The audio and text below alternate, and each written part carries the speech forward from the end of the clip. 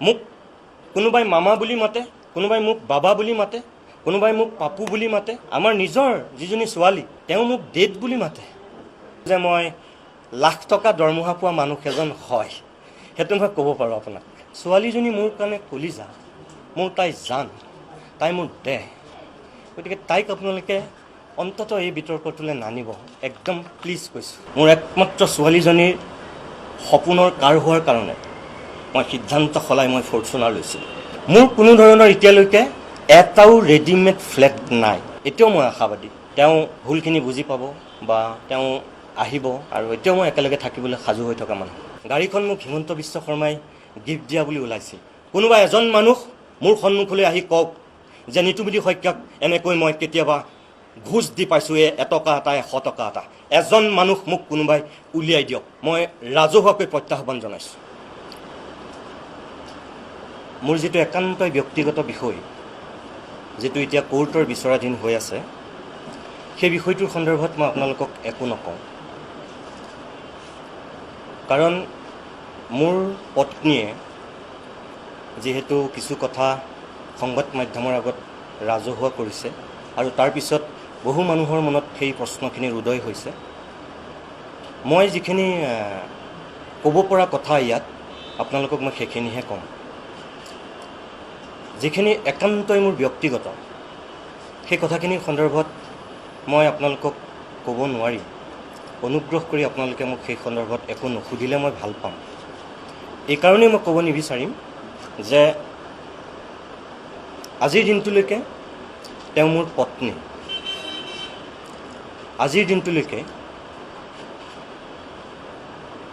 মই বিচাৰোঁ আৰু মই আশাটো বন্দী হৈ আছোঁ যে যিখিনি ভুল বুজাবুজি সেইখিনি আমাৰ দূৰ হ'ব, আৰু আহি থকা দিনত আমি আকৌ একেলগেই থাকিম। আমাৰ 12 বছৰীয়া ছোৱালীজনীৰ তেওঁ এগৰাকী মাতৃ, তাৰ উপৰিও তেওঁ এগৰাকী কলেজৰ অধ্যাপিকা। মই শিক্ষক শ্ৰেণীটোক বহুত সন্মান কৰোঁ, গতিকে মই এগৰাকী সন্মানীয় শিক্ষয়িত্ৰী আৰু এগৰাকী মাতৃ হিচাপেও এই মুহূৰ্তত মই আপোনালোকে কিবা সুধিলেও মই ক'ব নোৱাৰিম, মই নকওঁ। দ্বিতীয় কথাটো মই ক'ব বিচাৰোঁ যে মোৰ সা সম্পত্তিক লৈ যোৱা কিছুদিন ধৰি যিহেতু বহুত মানুহৰ মনত প্ৰশ্নৰ উদয় হৈছে, সেই ক্ষেত্ৰতহে মই আপোনালোকক কিছু কথা স্পষ্ট কৰিব বিচাৰোঁ। NETV-ত মই কাম কৰি থকাৰ সময়তেই 2006 চনত মই বিবাহপাশত আবদ্ধ হৈছিলোঁ, আৰু সেই সময়ত 2006 চনত যেতিয়া মই বিয়া পাতিছিলোঁ, এইখন NETV-ৰ বেংক ষ্টেটমেণ্ট, বেংকলৈ দিয়া এখন কাগজ আপোনালোকে চাওক। NETV এয়া চাওক, এইটো 2006 চন। আৰু মই তেতিয়া NETV-ত যেতিয়া 2006 চনত কাম কৰি আছিলোঁ, যেতিয়া মই বিয়া পাতিছিলোঁ, তেতিয়া মোৰ দৰমহা আছিল 10,000 টকা। আনকি মই 3টা চেলাৰী শ্লিপো আপোনালোকক দেখুৱাইছোঁ। এই 3টা চেলাৰী শ্লিপ চাওক। এতিয়াও NETV-ৰ সেইসকল মানুহ ক'ৰবাত আছে, আৰু ইয়াত যিগৰাকী ব্যক্তিয়ে ছাইন কৰিছিল তেখেত এতিয়াও জীৱিত। এয়া চাওক, 2006 চনত মই বিয়া পতাৰ সময়ত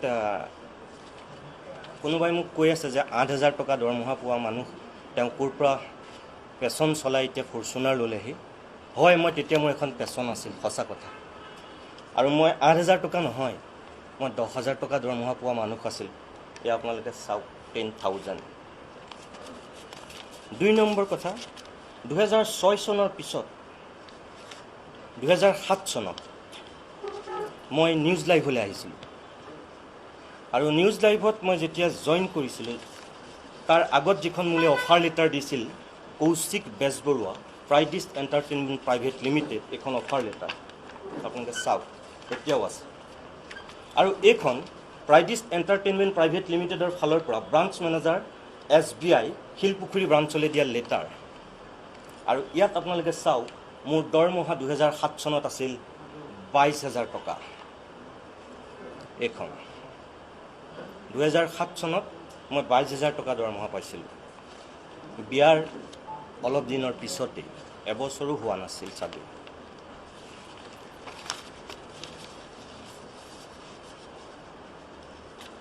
গতিকে মোৰ পত্নীয়েও আপোনালোকক সেই কথাটো কৈছে যিহেতু মই আপোনালোকক কওঁ যে মই 10,000 টকা দৰমহা পাওঁতে এইটো বহুতৰ মনত বিভ্ৰান্তি সৃষ্টি হ'ব পাৰেতো, সেইকাৰণে মই কৈছোঁ। তেওঁ হয়তো পাহৰি গৈছে চাগে বা তেওঁ কিবা ভুল হ'ব পাৰে। তেতিয়া তেওঁ 5,000 টকা দৰমহা পাইছিল, ফিক্স পে আছিল তেতিয়া। 2005 চনৰ পৰা 2007 চনলৈকে এইখন ছয়দুৱাৰ কলেজ, এই যে অঞ্জন ওজাৰ চাইন, 5,000 টকা তেওঁ 1/3/2005 পৰা 28/2/2007লৈকে তেখেতে 5,000 টকা দৰমহা পাইছিল। যেতিয়া মই 10,000 পাইছিলোঁ তেখেতে 5,000 পাইছিল। যেতিয়া মই 22,000 টকা দৰমহা পাইছিলোঁ তেতিয়া তেখেতে 5,000 টকাই দৰমহা পাইছিল। গতিকে মই চাগে মিছা কোৱা নাই। তাৰপাছত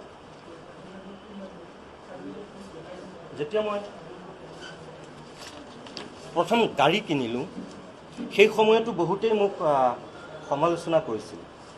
আনকি মই NETV এৰি যেতিয়া মই নিউজ লাইভলৈ আহিলোঁ তেতিয়া বহুতেই ভাবিছিল, আনকি মোক সেই সময়তো কৈছিল, আপোনালোকৰো চাগে বহুতে শুনিছিল, গাড়ীখন মোক হিমন্ত বিশ্ব শৰ্মাই গিফ্ট দিয়া বুলি ওলাইছিল। বহুত চৰ্চা হৈছিল। আনকি মোক বহুতে সুধিছিলোঁ যে মই এখন ভাৰ্না গাড়ী লৈছিলোঁ তেতিয়া, টপ মডেলৰ ভাৰ্না আছিল, ৰঙা কালাৰৰ, সকলোৱে চকুত পৰিছিল। আৰু সেইকাৰণে NETV এৰি যিহেতু মই নিউজ লাইভলৈ আহিছোঁ, বহুতেই ভাবিছিল যে হিমন্ত বিশ্ব শৰ্মাৰ চেনেললৈ আহিছোঁ, গতিকে মোক সেইখন হিমন্ত বিশ্ব শৰ্মাই গিফ্ট দিছে। বহুত চৰ্চা হৈছিল, মোক বহুতে সুধিছিল। তেতিয়া মই অকল কৈছিলোঁ, নাই নহয়, আপোনালোকে ভুলকৈ ভাবিছে। মই এতিয়া আপোনালোকক কওঁ, 2007 চনৰ এইখন 29 ছেপ্টেম্বৰ 2007 চনৰ, এয়া চাওক, state bank of India, SBI, আৰু এইখন চেংচন লেটাৰ মোৰ নামত, এইখন চাওক। আৰু মই লোন পাইছিলোঁ তেতিয়া 6,76,000, 6,76,000 টকা মই লোন পাইছিলোঁ SBIৰ পৰা। এয়া 29 ছেপ্টেম্বৰ 2007 চন। গাড়ীখনৰ দাম তেতিয়া যতদূৰ সম্ভৱ 10-11 লাখমান আছিল, একেবাৰে দামটো মোৰ পাহৰিছোঁ। যিখিনি মোৰ লোনে ধৰে সেইখিনিলৈকে লোন পাইছিলোঁ, আৰু বাকীখিনি মই আজি কৈ ভাল পাম।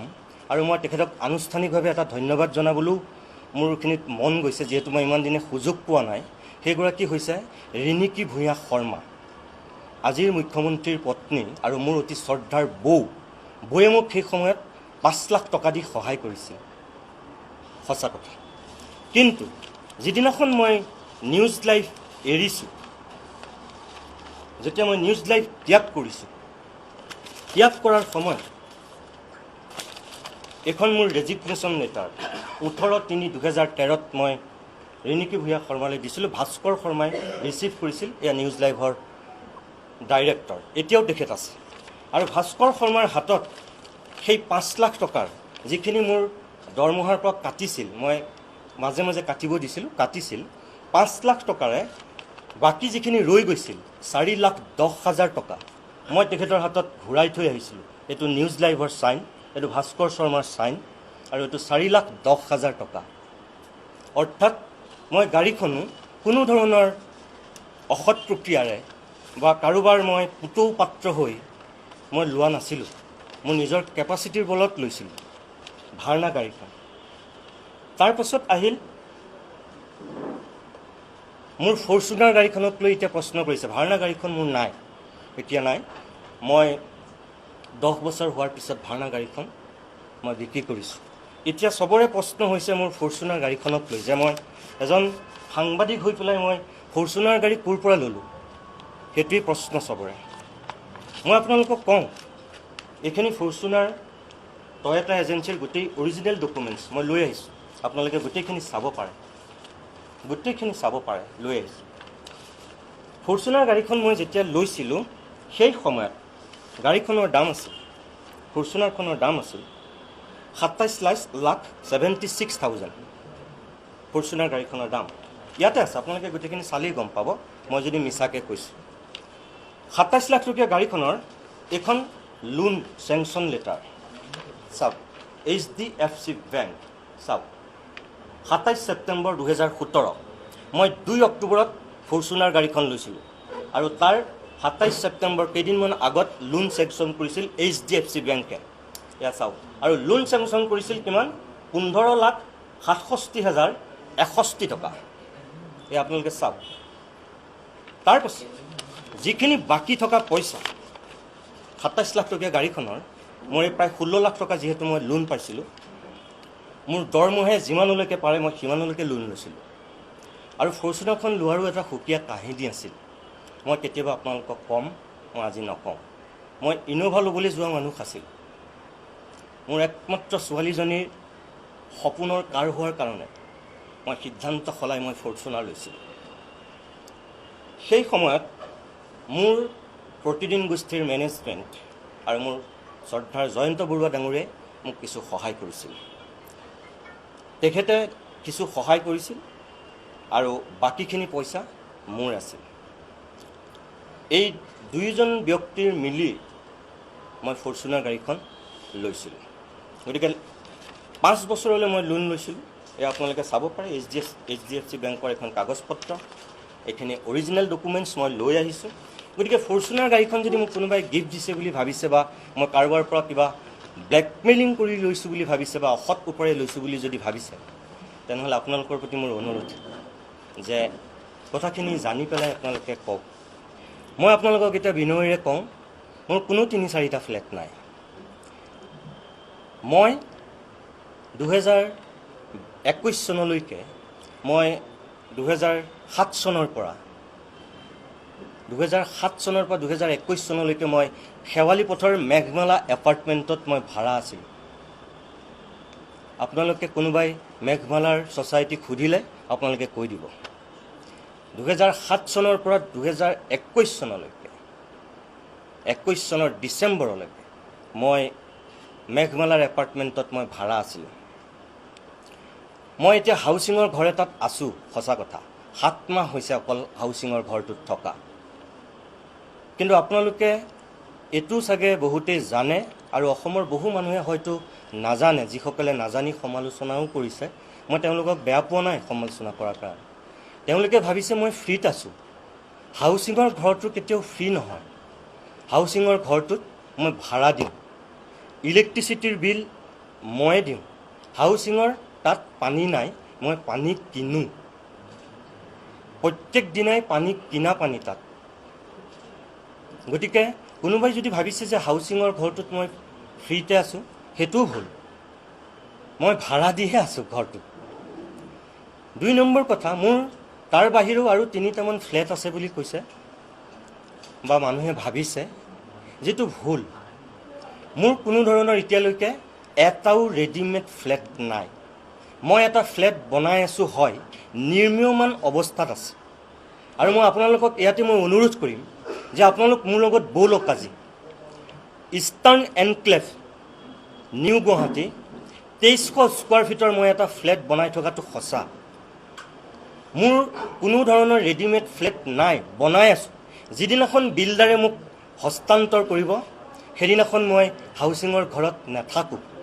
সেইখিনি মোৰ নৈতিকতা সেইখিনি মোৰ সাহস সেইখিনি মোৰ দায়বদ্ধতা অন্তত আছে আজি অৰ্ধনিৰ্মিত অৱস্থাত মই সেই ঘৰটোত থাকিবগৈ নোৱাৰোঁ আৰু 2 নম্বৰ কথা মই জাষ্ট বুকহে কৰিছোঁ মোৰ নামলৈ এতিয়ালৈকে ফ্লেটটো হস্তান্তৰো কৰা নাই বিল্ডাৰে মোক দিয়াও নাই অৰ্ধনিৰ্মিত ঘৰ এটাত চাগে কোনো থাকিব নোৱাৰে যি ধৰণে মই থাকিব নোৱাৰোঁ 2300 স্কোৱাৰ ফিটৰ ঘৰ এইটো সঁচা যে সেই ঘৰটোত 2টা ফ্লেটৰ এৰিয়া সৰু সৰু 2টা ফ্লেটৰ এৰিয়া এটা 1100 কিমান আৰু এটা 1200 কিমান আপোনালোক ব'লক মই আপোনালোকক দেখুৱাম মোৰ কোনো 2টা-3টা ফ্লেট নাই এটাই মই অকল ফ্লেট বনাই আছোঁ তাকো সেইটো অৰ্ধনিৰ্মিত অৱস্থা তাৰ বাহিৰে মোৰ ক'তো আপোনালোকে যদি এটাও ফ্লেট বিচাৰি পায় আজিয়ে মই ৰাজহুৱা জীৱন ত্যাগ কৰিম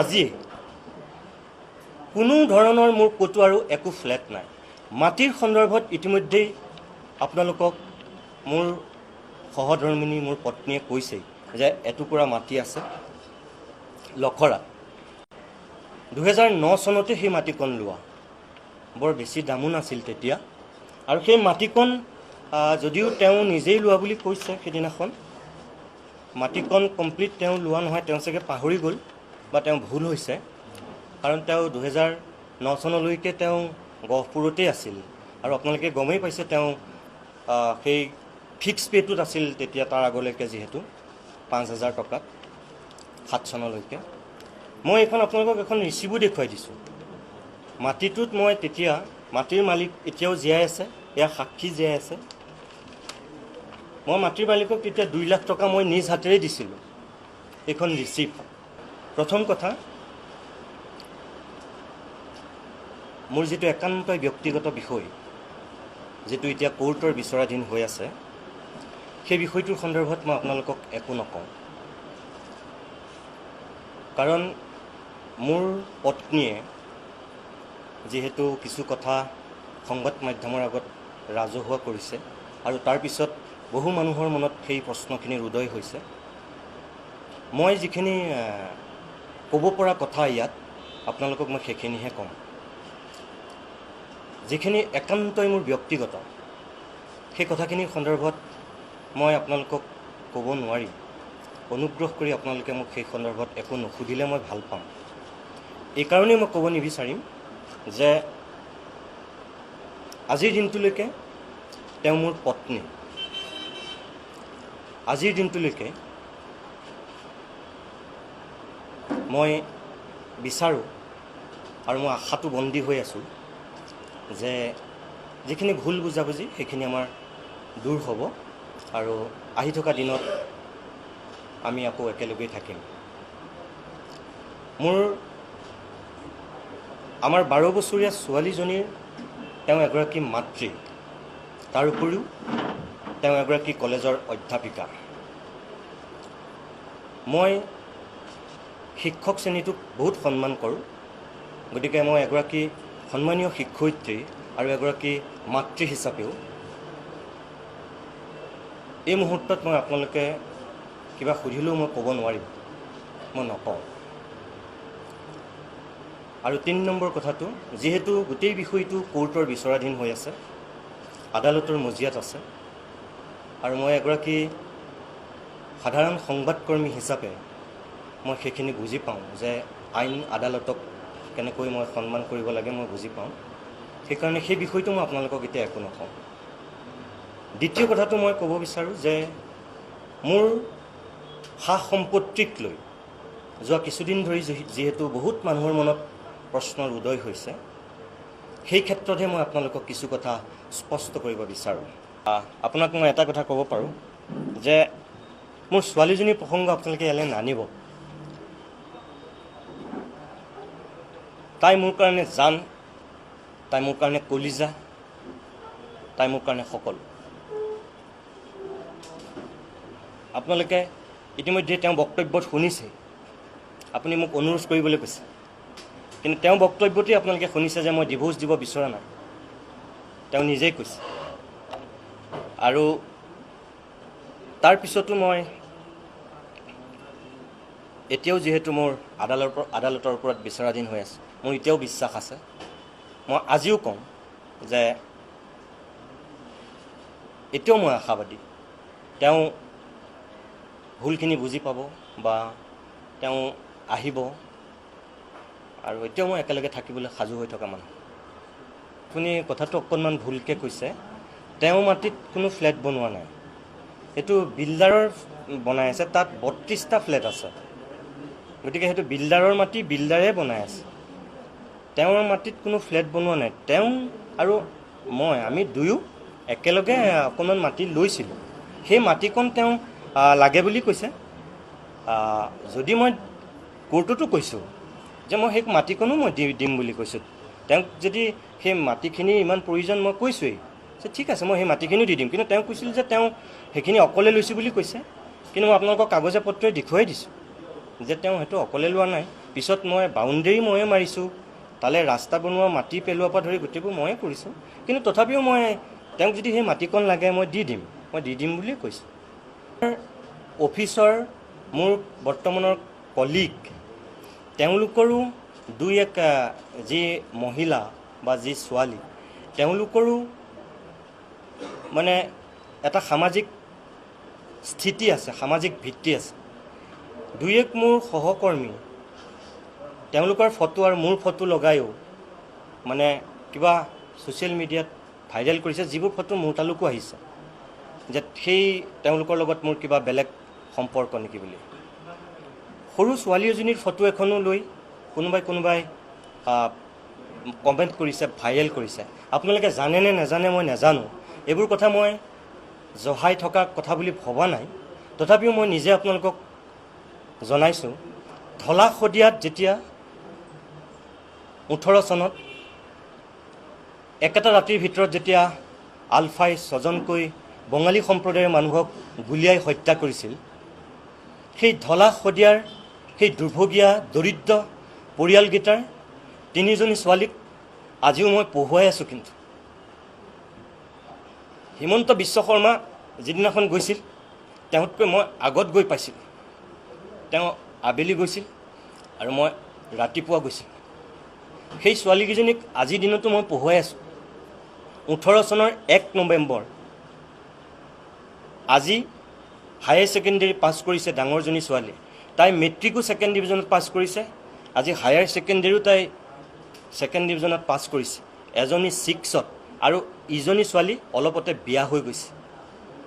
তাৰ বাহিৰেও মই আৰু তেনেকুৱা ছোৱালী পঢ়ুৱাই আছোঁ। তাৰে এজনী ছোৱালী দিখৌমুখৰ শিৱসাগৰৰ, নামটো গীতাশ্ৰী। মোৰ ছোৱালীৰ দৰে তাই, যেনেকৈ সিহঁতকেইজনী মোক ঢলা শদিয়াৰ ছোৱালীকেইজনী মোক মাতে, সেই ছোৱালীকেইজনী মোৰ নিজৰ ছোৱালীৰ দৰে। এই গীতাশ্ৰীকো মই পঢ়ুৱাই আছোঁ। পৰীক্ষা দিবলৈ অহাৰ সময়ত মোৰ লগত মৰা এখন ফটোত মানুহে নক'বলগীয়া কথা কৈছে, নাপায়। আপোনালোকৰ ঘৰতো কাৰোবাৰ ভনী, কাৰোবাৰ ভাগিন, কাৰোবাৰ ভতিজা, কাৰোবাৰ নিজৰ ছোৱালী আছে চাগে। অন্ততঃ এবাৰ সেই কথাটো ভাবিব। তাই ফুলকুমলীয়া ছোৱালীজনীক লৈ তেনেকুৱা অসৎ মন্তব্য কৰাটো অনুচিত। তাই এটা ভৱিষ্যত আছে।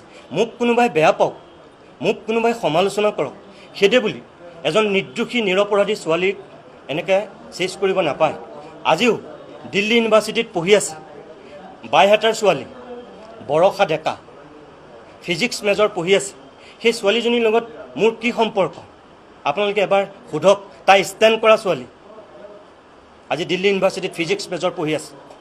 সোধক আপোনালোকে সেই ষ্টেণ্ড কৰা ছোৱালীজনীৰ লগত মোৰ কি সম্পৰ্ক। বিশ্বনাথ চাৰিআলি দীপশিখা ডেকাৰ মাক দেউতাকক সোধক, দীপশিখাক আপোনালোকে সোধক মোৰ লগত কি সম্পৰ্ক। মোক কোনোবাই মামা বুলি মাতে, কোনোবাই মোক বাবা বুলি মাতে, কোনোবাই মোক পাপু বুলি মাতে। আমাৰ নিজৰ যিজনী ছোৱালী তেওঁ মোক ডেড বুলি মাতে।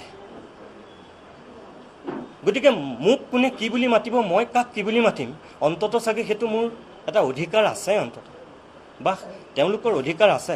সেইটোক লৈও কিছুমানে অনাহকতে বিতৰ্ক কৰিছে বা নক'বলগীয়া মন্তব্য কৰিছে। মই আপোনালোকৰ যোগেদি মই সেইটো অনুৰোধ কৰিছোঁ যে অন্ততঃ মিনিমামখিনি মানুহে মানি চলাটো ভাল। মানে ইমানো মানুহক বেয়া পালে বুলি ইমানো অন্যায় কৰিব নাপায়। কিন্তু মোৰ অনুৰোধ, গতিকে আপোনালোকে এইখিনি কথা যাতে মন কৰে। অসমবাসী ৰাইজক মই অনুৰোধ কৰিছোঁ আপোনালোকৰ যোগেদি, যিসকল মোৰ খুব তীক্ষ্ণ সমালোচক, আপোনালোককো মই শুভেচ্ছা জনাইছোঁ। আপোনালোকে জানি বুজি মোক সমালোচনা কৰক। আপোনালোকৰ সমালোচনাৰ কাৰণে মই বেয়া পোৱা নাই। মই আপোনালোকৰ সমালোচনাক মই যোগাত্মক দৃষ্টিৰে লওঁ। আৰু যিসকল মোৰ শুভাকাংক্ষী, যিসকল মোৰ অনুৰাগী, যিসকলে মোক আজিও এটা সুকীয়া মৰম ভালপোৱাৰে উপচাই ৰাখিছে, তেখেতসকলক মই আকৌ কওঁ যে আপোনালোকে বেয়া পোৱা কাম মই একো কৰা নাই আৰু বিবেক আৰু বুদ্ধি ঠিকে থকালৈকে মই কেতিয়াও নকৰোঁ। সেইটো কথা মই আপোনাক আজি নকওঁ দিয়ক। সেইটো তাই 12 বছৰীয়া ছোৱালী এজনী। আৰু যিটো কথা আপোনালোকে শুনিছে যে মই একো খবৰ লোৱা নাই, নহয়, মই ফোন কৰিছোঁ কেইবাবাৰো। আনকি মই মাকৰ ফোনতেই ফোন কৰিছোঁ। প্ৰথম ফোনটো মাকেই তাইক দি দিছিলে আৰু তাৰপিছতো মই ফোন কৰিছোঁ। মই কথা পাতিছোঁ তাইৰ লগত। যিটো খবৰ নাই লোৱা বুলি আপুনি ভাবিছে, এইটো ভুলকৈ ভাবিছে। আৰু 2 নম্বৰ কথা, মই এখন চিঠি 25/5/2022 চন 4 পৃষ্ঠাৰ এখন চিঠি, মই তাইলৈ এই চিঠিখনো দিছোঁ। 4 পৃষ্ঠাৰ চিঠি, আজিৰ পৰা 2-2.5 মাহৰ আগত। চিঠিখন মাকেই লৈছে আৰু তাইও পাইছে, কিন্তু তাই মোক উত্তৰটো এতিয়ালৈকে নিদিলে। কেতিয়াবা এই চিঠিখনো আপোনালোকক মই যদি দৰকাৰ হয় দি দিম, তেতিয়া আপোনালোকে গম পাব। আজি মই নকওঁ দিয়ক। আৰু মই আকৌ কৈছোঁ, আপোনালোকে মই আপোনালোকক ক'লোৱেই, সঁচা মিছা কি আপোনালোকে নিজে নিৰূপণ কৰক। চাওক, একান্তই ব্যক্তিগত কথা, যিহেতু মোৰ দৰমহা কিমান সেইটো মই আপোনালোকে মোৰ বেংকত চালেই গম পাব। মই ICICI বেংকত গৈ আপোনালোকে বিচাৰক, তেনেহ'লে মোৰতো তাত পে' শ্লিপ দিয়া আছে, গতিকে তাত চাওক, বা মই ইনকাম টেক্সৰ হেৰিয়াত চাওক, গোটেইখিনি গম পাব। সেইটো মই নকওঁ দিয়ক। কিন্তু মই আপোনালোকক এইটো ক'ব পাৰোঁ যে মই লাখ টকা দৰমহা পোৱা মানুহ এজন হয়, সেইটো মই ক'ব পাৰোঁ আপোনাক। সেইটোতো মই নেজানিম, থাকিবও পাৰে কাৰোবাৰ ষড়যন্ত্ৰ, মই কেনেকৈ ক'ম এতিয়া। সময়লৈ ৰওকচোন আপোনালোকে, সময়ত সকলো গম পাব, সকলো গম পাব আপোনালোকক। মই সেইটোৱেই ক'লোঁ যে আপোনালোক সময়লৈ ৰওক, আৰু সময়ত আপোনালোকে আচল সঁচা, আচল মিছা, শুদ্ধ কি, ভুল কি, সত্য কি, অসত্য কি, আপোনালোকে সকলোখিনি গম পাব। মাত্ৰ অকণমান সময় আপোনালোকে অপেক্ষা কৰক। মই কোনো ধৰণৰ দাদাৰ নামলৈ ফ্লেট ট্ৰেন্সফাৰ কৰা নাই। মই যিটো ফ্লেট প্ৰথম অৱস্থাত আমি চানমাৰীত লৈছিলোঁ, আমি যৌথভাৱে লৈছিলোঁ যিটো ফ্লেট, সেইটো আমি 19-20 চনত আমি চাৰেণ্ডাৰ কৰিছোঁ। তাৰপিছতহে আমি গৈ তাত লৈছোঁগৈ। গতিকে মোৰ কোনো ধৰণৰ মই ট্ৰেন্সফাৰ একো কৰা নাই। সেইটো ফ্লেট প্ৰথম যিটো ফ্লেট আছিল সেইটো চাৰেণ্ডাৰ কৰিছোঁ। এইটো বিল্ডাৰক সুধিলেই চাগে গম পাব। গতিকে তাৰপিছত মই এইটো ফ্লেটৰ থাকিম বুলি আমি বনাই আছোঁ। মোৰ আৰু বেলেগ আপোনালোকে ক'তো মোৰ যদি বিচাৰি পায়, মই কৈছোঁ নহয়, আপোনালোকে মোক যদি কৈ দিয়ে মই খুব ভাল পাওঁ। ছোৱালীজনী মোৰ কাৰণে কলিজা, মোৰ তাই জান, তাই মোৰ দেহ। গতিকে তাইক আপোনালোকে অন্ততঃ এই বিতৰ্কটোলৈ নানিব, একদম প্লিজ কৈছোঁ। মই মুখেৰে কোৱা নাই, মই আপোনালোকক তথ্যৰে দেখুৱাইছোঁ। যদি ইয়াৰ পিছতো আপোনালোকৰ কিবা সন্দেহ আছে, মোৰ ক'বলগীয়া একো নাই। মই তেওঁৰ কথাখিনি সঁচা নে মিছা মই যুক্তি তৰ্কলৈ নাযাওঁ। আজিৰ দিনত আপুনি তেওঁৰ কথা কৈ মোক একো নুসুধিব, কাৰণ আজিৰ দিনটোলৈকে তেওঁ মোৰ পত্নী। আজিৰ দিনটোলৈকে আমাৰ 12 বছৰীয়া ছোৱালীজনীৰ তেওঁ মাতৃ। মই কোৰ্টৰ বিচাৰাধীন বিষয় এটাৰ ক্ষেত্ৰত তেওঁৰ বিৰুদ্ধে যদি আপুনি মোৰ পৰা মুখৰ পৰা কিবা উলিয়াব বিচাৰিছে, মই ইমান অসংস্কৃতিবান মানুহ নহয়। আজিৰ দিনলৈকে মোৰ পত্নীগৰাকীৰ বিৰুদ্ধে মই কিবা ক'ম, সেইটো মোৰ বিবেকে নকয়, সেইটো মই নকওঁ দিয়ক। সেইটো চৰি। মই খুব ভাল পাইছোঁ আপুনি প্ৰশ্নটো কৰাৰ কাৰণে। প্ৰকাশ মহন্ত ডাঙৰীয়াৰ প্ৰতিদিনৰ ফ্ৰণ্ট পেজত লিখা সেই লিখাটো ময়ো পঢ়িছোঁ, আৰু মই আনুষ্ঠানিকভাৱে ইয়াৰ পৰাই প্ৰকাশ মহন্ত ডাঙৰীয়াকো মই বহুত তাৰ কাৰণে ধন্যবাদ জনাইছোঁ। তেখেতে ঠিক কথা কৈছে। আমি যেতিয়া মন্ত্ৰী, বিধায়ক, বিষয়াৰ যেতিয়া আমি সম্পত্তিৰ ৰাজহুৱা তালিকা কৰাটো বিচাৰোঁ, বা কোনোবা এজন যেতিয়া MLA উঠে, MP উঠে, তেওঁ যেতিয়া সম্পত্তি বা তেওঁৰ পত্নীৰ সম্পত্তি যেতিয়া ৰাজহুৱা কৰিব লাগে, ময়ো বিচাৰোঁ যে সাংবাদিকসকলেও নিজৰ সা সম্পত্তি ৰাজহুৱা কৰাটো উচিত। আৰু মই প্ৰকাশ মহন্তৰ সেই লিখাটো পঢ়িয়ে মই আজি সিদ্ধান্ত ল'লোঁ যে মই মৌন হৈ থকাটো উচিত নহ'ব। ময়ো মোৰ যিখিনি ক'বলগীয়া কথা মই ৰাইজক জনাওঁ। মই কৈছোঁ যে যিখিনি মানুহে মোক সমালোচনা কৰিছে তেওঁলোকে নাজানি কৰিছে, আৰু যিখিনি মানুহে মোৰ ওপৰত এটা আস্থা ৰাখিছিল, বিশ্বাস ৰাখিছিল, মোৰ কথাক তেওঁলোকে সুকীয়া মূল্য দিছিল, তেওঁলোক মৰ্মাহত হৈছে, তেওঁলোক ভাগি পৰিছে, ভাবিছে যে নিতুমণি শইকীয়াও এনেকুৱা মানুহ নেকি, তেওঁ কথা কয় বেলেগ, কাম কৰিছে বেলেগ। মই সেইজন মানুহ নহয়। যিদিনাখনলৈকে মোৰ বিবেক আৰু বুদ্ধি ঠিকে থাকিব, যিদিনাখনলৈকে ভগৱানৰ আশীৰ্বাদ মোৰ ওপৰত থাকিব, যিদিনাখনলৈকে মই বেয়া কাম নকৰিম, পৃথিৱীত এনেকুৱা কোনো শক্তি নাই মোক বেয়া সজাবলৈ। কোনোবাই মোৰ বিৰুদ্ধে অপবাদ কৰিব পাৰে, কোনোবাই মোৰ বিৰুদ্ধে বদনাম ৰচিব পাৰে, কোনোবাই মোক বেয়া পাব পাৰে, কিন্তু মোৰ বিবেক আৰু মোৰ বুদ্ধি সেয়া মোৰ নিজৰ। সেইখিনি মোৰ নিজৰ সাহস, সততা আছে।